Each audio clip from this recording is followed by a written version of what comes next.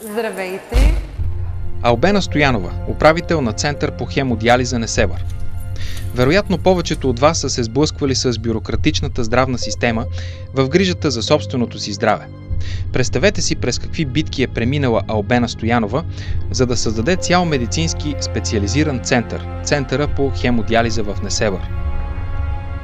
Хемодиализата е специфичен процес, сложна медицинска манипулация, при която от критично значение са апаратурата, прецизността, времето на извършване, чистотата и други, но най-вече тя е животоспасяваща. Една човешка лична драма на болен човек от Несебър се превръща в предизвикателство за Албена Стоянова.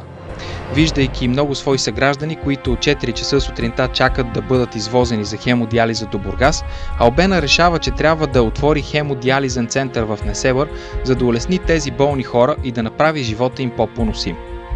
Недоверието в успеха на подобно начинание с фантастично звучене за Несебър не разколебава Албена Стоянова. Тя надгражда своето образование, допълвайки го с специалностите здравна икономика и здравен мениджмънт и се захваща за работа. През април 2006 година в сутерена на здравния център в Несебър е открит първият частен център по хемодиализа в България. От тогава центърът работи денонощно на 3 смени без почивен ден.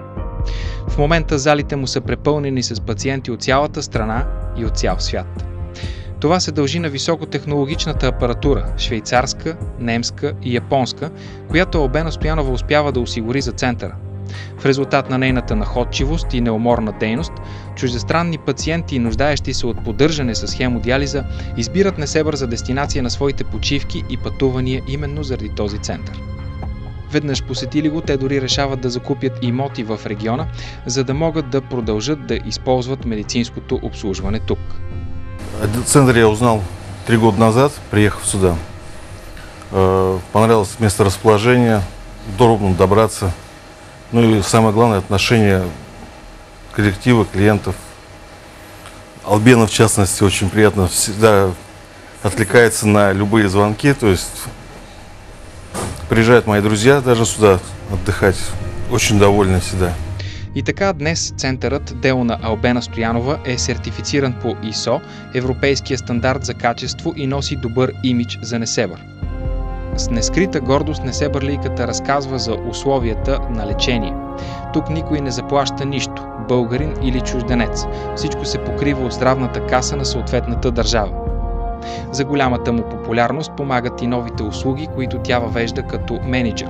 Изхранване на пациентите на място с топла храна, както и транспортирането им за предстоящата процедура от дома им и превозването им обратно.